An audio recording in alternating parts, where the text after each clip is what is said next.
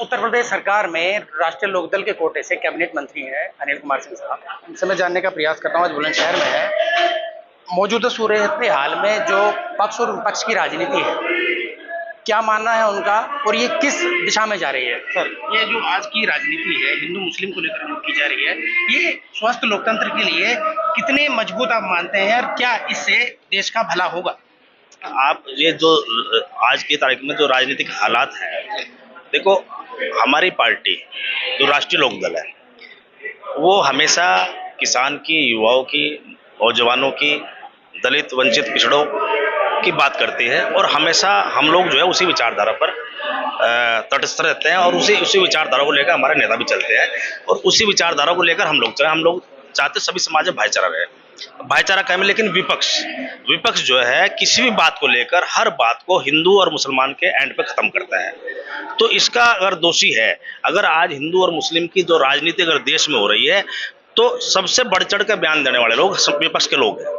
अब जो विपक्ष के लोग कोई बात कहेंगे तो कई बार सामने सामाजिक संगठन में आते हैं, कई बार राजनीतिक बयान भी, फिर सत्ता पक्ष के लोग भी बयान देते हैं। लेकिन वो आरोप जो हम लोगों पर लगाते हैं कि हिंदू मुस्लिम की राजनीति हम करते हैं, हम हिंदू मुस्लिम की राजनीति नहीं करते। हम सभी वर्गों के, सभी समाज के लोगों की बात करते हैं, सभी समाज के भागीदारी की बात करते हैं। जितनी भी योजनाएं संचालित होती हैं, चाहे वो केंद्र सरकार की हैं, चाहे प्रदेश सरकार की हैं, कोई भेदभाव नहीं है। बिना जातीय भेदभाव के, बिना धार्मिक भेदभाव के सभी को लाभ मिलते हैं।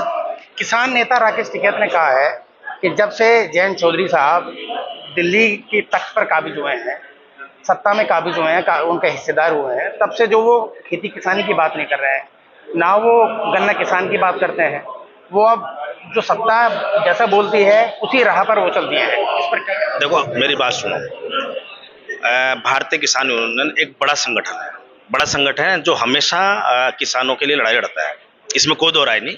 वो भी किसानों की लड़ाई लड़ते हैं। राष्ट्रीय लोकदल एक राजनीतिक संगठन है और मैं इतना कह सकता हूं कि राष्ट्रीय लोकदल कभी भी कहीं भी रहा, वो यूपी की सरकार में भी शामिल रहे चौधरी जी सिंह जी और एनडीए की सरकार में भी शामिल रहे, लेकिन प्राथमिकता उनकी हमेशा किसान, नौजवान, दलित वंचित पिछड़े रहे हैं। तो आज चौधरी जयंत जी केंद्र में एज ए मिनिस्टर शामिल हैं, हम लोग उत्तर प्रदेश में शामिल हैं। हमारी जो प्राथमिकता है ना, आज भी हमारी प्राथमिकता वही है। तो हमारे किसान भाइयों को भी इस परिवार पर विश्वास करना चाहिए, क्योंकि जो भी देश के किसानों को अगर किसी ने आवाज दी है, किसी ने अगर बल दिया है, तो वो चौधरी चरण सिंह परिवार है जिसने दिया है। तो निश्चित रूप से अब समय आएगा, धीरे धीरे सब काम सही होंगे। जो भी बातें हैं किसान भाइयों की वो करेगी तो उसको सरकार ही ना, विपक्ष तो नहीं कर सकता ना। तो सरकार में रह के सब चीज ठीक होंगे। राष्ट्रीय लोकदल के पदाधिकारी और राष्ट्रीय लोकदल के कार्यकर्ता ये चाहते थे कि जो जयंत चौधरी साहब को पद मिला है वो पद उनके कद से बहुत छोटा है, कम से कम उनको कैबिनेट मंत्री का दर्जा मिलना चाहिए था। और दूसरी चीज ये कि उनके समर्थक ये चाहते थे कि कम से कम कृषि मंत्रालय तो उनके पास होना चाहिए था, क्योंकि वो खेत किसान की बात करते हैं और वो अच्छे से उनकी आवाज को उठा भी सकते हैं। तो आपका क्या मानना है, क्या उनको कद के हिसाब से पद नहीं दिया गया और आपकी क्या मांग है? देखो मैं भी कार्यकर्ताओं की भावनाओं के साथ हूँ। निश्चित रूप से राष्ट्रीय लोकदल का कार्यकर्ता चाहता था कि चौधरी साहब कैबिनेट में जाए, ठीक है, और कृषि से जुड़ा कोई विभाग मिले, ये भावनाएं मेरी व्यक्तिगत भी हो सकती है और हमारे कार्यकर्ताओं की है।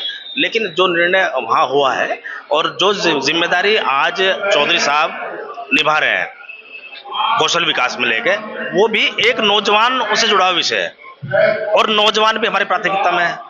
चौधरी साहब उस मंत्रालयों को लेकर बहुत मेहनत कर रहे हैं, क्योंकि जो देश का जो भविष्य है ना वो युवा है, किसान भी है, किसान के साथ में युवा भी है, किसान के घर में भी युवा है।